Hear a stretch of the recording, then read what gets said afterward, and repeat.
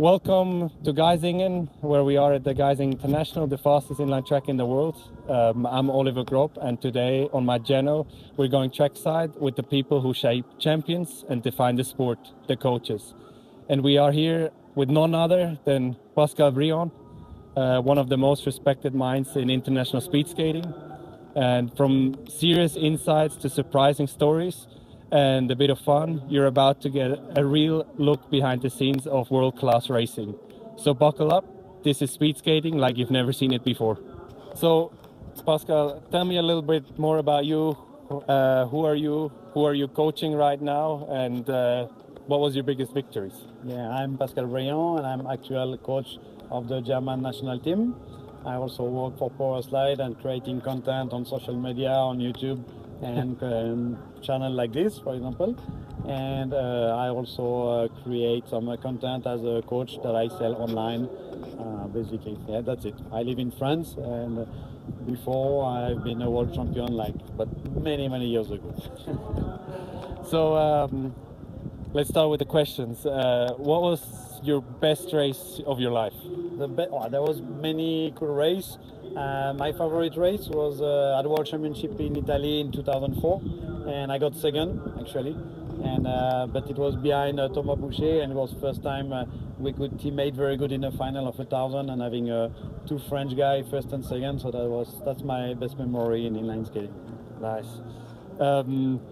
What's the funniest thing that have ever happened to you during a race? Oh, there was quite some, but probably going almost the wrong road. I was on a marathon in a breakaway, and we follow the motor organization. We go up a hill, and at the top of the hill, I'm with another guy in the breakaway, and we are like, I'm not sure we are on the correct road. So we had to went back to the roundabout to look if there was more sign. And actually it was the correct road, and we see the pack arriving not so far, so we go up the hill again and could finish the marathon like this, and I could win it. So that was still a little bit funny to stop, go back in the race and come back. So as a coach's point of view, what's the worst excuse you ever heard from a skater?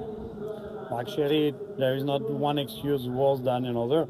As soon as you have an excuse, it's already game over if you want to reach top sport. So there is no bad excuse. They are all bad excuse. And usually as soon actually as a skater will start a sentence with but, for me it's already start to be an excuse. And I would try to stop them already here to learn to stop this way to speak and go more in a positive way, or to not finding this kind of excuse. It's very easy to find excuse. I probably find a lot myself too, but I try to avoid this also. What made you want to become a coach? I think it was really directly. When I was 12, 13 years old, I already started coaching the younger one in my club. So it was directly probably in my genes. And then I wanted to be sport teacher, so I study physical education and training systems at school, at university and so on.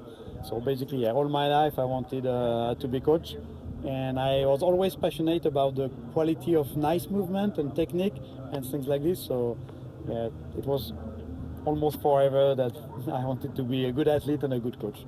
Nice. What's something that cannot be missing from your training plan?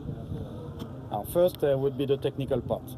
I still think that in a sport like inline speed skating, you can do whatever you want. You can have the best physique in the world. If you don't have the technique, it's not going to work. So I always will focus on having nice quality of movement with a lot of efficiency, not about only going fast, but going fast and save energy at the same time. So which we usually, if all go good, create a nice movement, and this is what I like in this sport. It's a beautiful movement, and it's full of technique, which allowed some skaters that are not always super athletic, that still perform very high level. Yeah. What's the worst part of being a coach?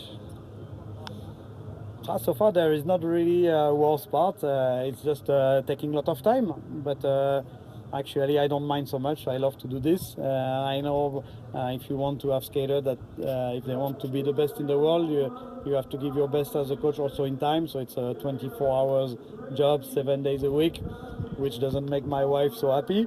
But but she understands this very good also. She knows what it takes to make athletes become the best in the world. And so yeah, it's maybe the most difficult is that it's a non-stop job. Yeah, I understand that. So, what moments of your skating career made you the proudest? Oh, there is for sure. First time I won at World Championship, I was quite happy, but also it was a feeling like I trained so much for it that I know it would happen one day somehow. So it was a nice moment. Most proud as an athlete was probably still this race with Thomas Boucher in the 1,000 meter, because I could do my job as a helper to help another guy also won a world championship.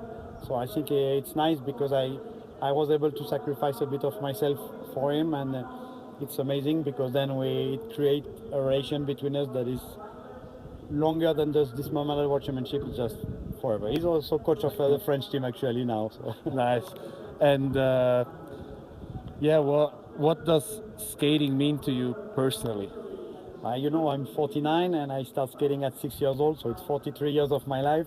So it's a lot, for sure. It takes a lot of time, and it's my passion. I would do basically all my life is organized around this. So always on wheels. Always on wheels, all around the world, because it's something I want to share. I feel I'm lucky to be able to collect a lot of knowledge by traveling all over the world. And then I take the mission to also give it back in many countries. This is why I go a lot in China, I go a lot in Egypt, in India, try to help those countries also to develop, to learn. And of course the German team, because we have an amazing group with a super atmosphere. So I can see many different cultures, European culture, Asiatic culture, and it's super rich actually. About that, I saw this weekend you are helping out the Chinese. Are they sponsored by Powerslide, or what are you doing with the Chinese team here? Yeah, basically I'm coach of the German team, but this weekend and last weekend is a part of the selection, the process of selection for the national team. So of course I cannot interfere and give one advice to a skater and not to another. So I just watch the race from my side, and I had some friends who are distributing Powerslide in China. They came this year with a big group to those big races in Europe, and so it's quite difficult for them to organize, find the hotel, find the things, understand how the race works. So I give them a little help in all this, in the logistic, but also a little bit in the tactic, and understand how the program works, because the races are quite different here in Europe compared to what they have in Asia. That's beautiful, helping other countries. How has coaching changed you as a person? I didn't change me so much. I think I was always kind of the same for this. I had the experience of being one of the top athletes in one sport, inline speed skating, and I was quite correct athlete on high speed skating. So I think I had the chance to see also two sides, being really at the top and being okay. And it was rich because I could see now when I coach, I can see that people, they can reach some potential, but not everybody also can be a Bart Swings or Felix Ryanen or Livio Wenger. So I think it helped a lot in my coaching to find the right words for the right person based on their level, or based on their level at their moment of their life. So, and as a last question of this interview, if you could give one piece of advice to a young athlete, what would it be? Yeah, for sure. It's really depend. First, setting goals, and when you set the goals, if you set high goals, you have to think it's not gonna be easy, and mostly it's gonna be a long-term project. We don't become a good inline speed skater by training 1 year. Yeah, not overnight. It's not even a 1 year or 2 year project. It's almost 10 years project. It has to be long. When you are 20 years old, even if you train 10, 12 times a week, you still have no chance to beat Felix Ryanen, who trained 10 times a week, 10, 12 times a week since 15 years. So you're still 10, 15 years of training behind. So you need to understand that when you're 10,000 training behind somebody, of course, your body will change, your mind will change, your experience will change. You can really transform yourself in 10,000 training to become a better person, better athlete. and much more performing skater. It takes time, lots of suffering out of my own experience, but we keep working and we keep going. And yeah, thank you very much, Pascal. Thank you. Thank you for. That's a wrap from Geisingen, where champions are coached, built, and inspired. Huge thanks to Pascal Briand, who took the time to share his story, his wisdom, and even a few laughs. If you felt inspired, learned something, or just enjoying seeing a different side of the sport, hit that like button, subscribe, and drop a comment about your favorite moments. I'm Oliver Grob, and I'll see you in the next race.